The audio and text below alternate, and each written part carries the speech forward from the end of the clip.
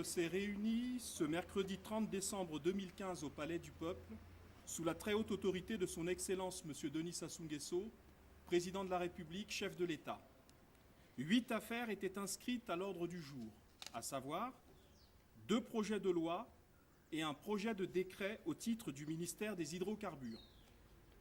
Un projet de décret au titre du ministère de l'Intérieur et de la décentralisation. 4 projets de décret au titre du ministère de la Recherche scientifique et de l'innovation technologique. Ministère des Hydrocarbures. Monsieur Jean-Marc Tister-Tchikaya, ministre des Hydrocarbures, a présenté un projet de décret et 2 projets de loi. Le ministre a d'abord précisé le lien entre le projet de décret portant approbation de la renonciation par la Société nationale des pétroles du Congo, SNPC en sigle, du permis d'exploitation d'hydrocarbures dit Yombo Maseko Yubi et attribution à la SNPC d'un permis d'exploitation d'hydrocarbures liquides ou gazeux dit Yombo Maseko et le projet de loi portant approbation du contrat de partage de production Yombo Maseko, signé le 15 juin 2015 entre la République du Congo, la SNPC et les sociétés Perenco Congo et Petro Congo SA. En effet, c'est la renonciation au permis initial par la SNPC, renonciation actée par le projet de décret, permis soumis à l'époque au régime de concession, qui justifie le projet de loi octroyant un nouveau permis d'exploitation aux contracteurs, et ce, sur la base d'un contrat de partage de production. Le permis initial arrivait en effet à échéance en 2019, tandis que le certificat de classe de la barge de production, de traitement, de stockage et de chargement, FPSO Conquati en sigle, devait expirer en mai 2016. Sur le fond, le nouveau permis d'exploitation offshore, dit Yombo Maseko, d'une superficie de 144,50 km², est amputé du gisement Yubi, auquel le contracteur a définitivement renoncé. Les investissements attendus pour l'exploitation des gisements restants sont estimés à 411 millions de dollars américains. Ils permettront notamment le remplacement du FPSO Conquati ainsi que le forage de plusieurs puits de production et d'injection d'eau, de manière à atteindre, dans les 20 prochaines années, une production d'environ 45 millions de barils de pétrole brut, soit un coût de 33,8 $ le baril. Les paramètres de récupération des coûts du contrat de partage de production Yombo Maseko sont les suivants. Reprise des coûts antérieurs de la concession, estimée à 58 millions de dollars américains, en contrepartie du transfert à l'État de la propriété des actifs actuels. Placement des provisions de réhabilitation des sites dans un compte séquestre. Le contrat prévoit également des calculs liés au seuil de prix haut, au cost oil huile et au cost oil garantie, ainsi que des paramètres fiscaux qui permettront une répartition des revenus excess oil, super profit oil, etc., entre l'État et le contracteur. Après examen, les projets de décret et de loi ont été approuvés par le Conseil des ministres, le projet de loi de partage de production Yombo Maseko devant être transmis au Parlement pour adoption.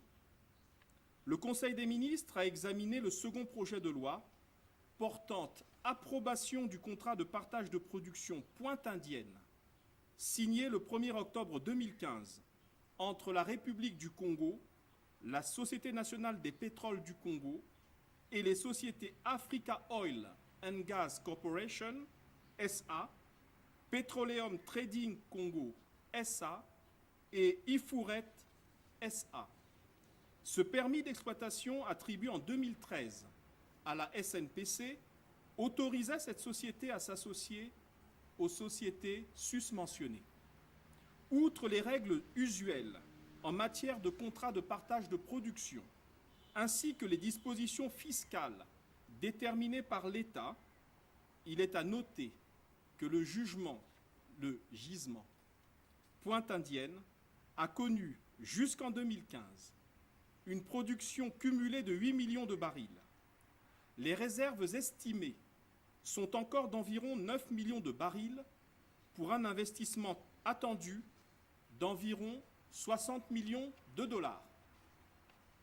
Après examen, le Conseil des ministres a approuvé ce projet de loi qui sera transmis pour adoption au Parlement. Au titre du ministère de l'Intérieur et de la décentralisation, depuis l'approbation de la Constitution lors du référendum du 25 octobre 2015 et après sa promulgation par le chef de l'État le 6 novembre 2015, le peuple congolais est dans l'attente de la mise en place des institutions de la nouvelle République.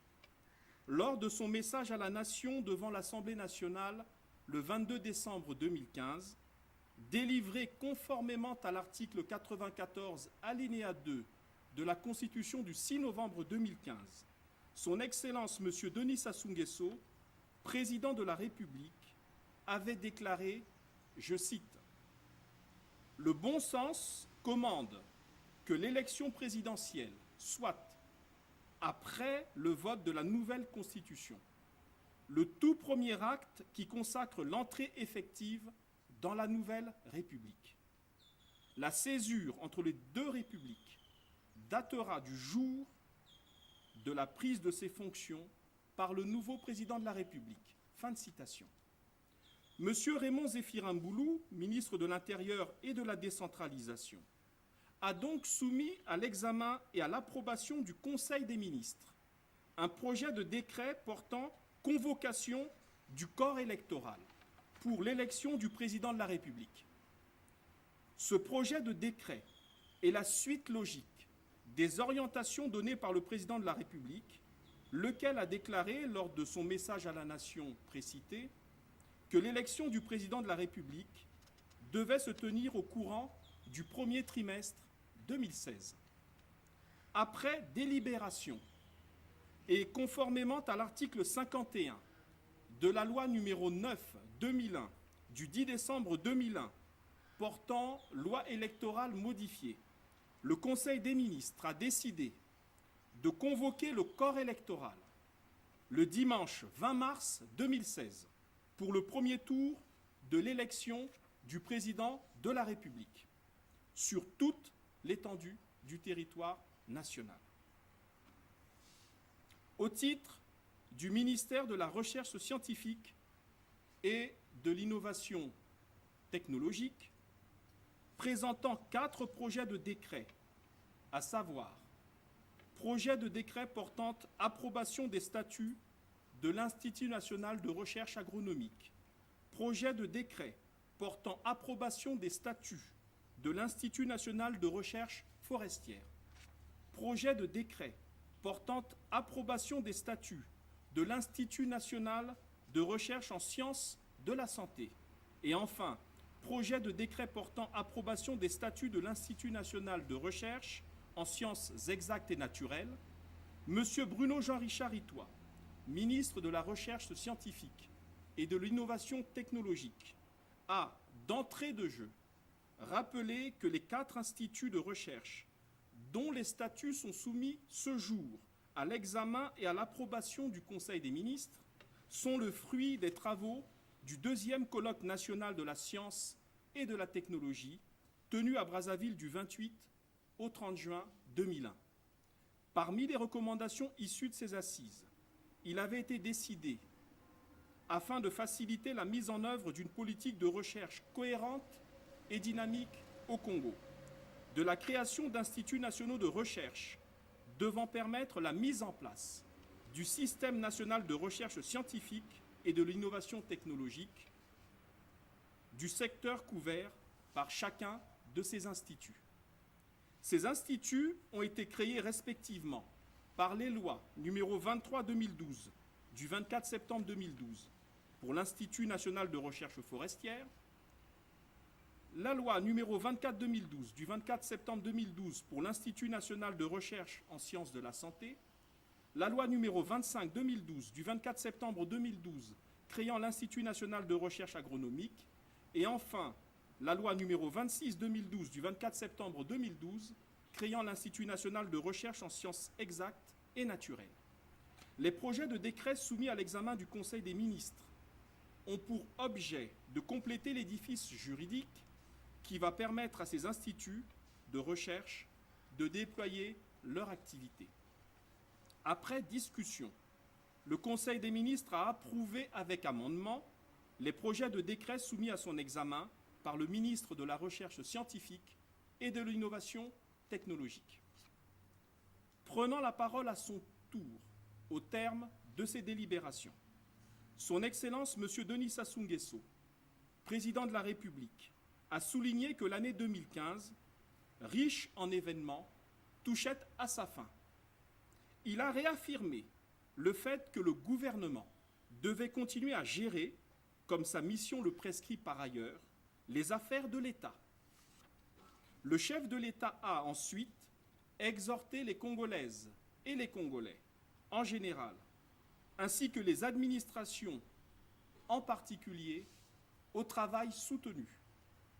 Pour le gouvernement, outre ses missions habituelles, le président de la République a précisé que le travail consistera à organiser de manière optimale et réussie le scrutin présidentiel, dont le premier tour vient d'être fixé au dimanche 20 mars prochain.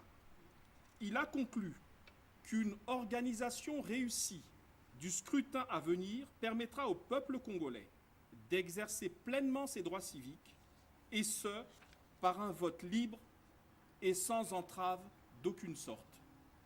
Plus rien n'étant inscrit à l'ordre du jour, le président de la République a alors levé la séance. Commencée à 10 h, la réunion du Conseil des ministres a pris fin à 13 h 50.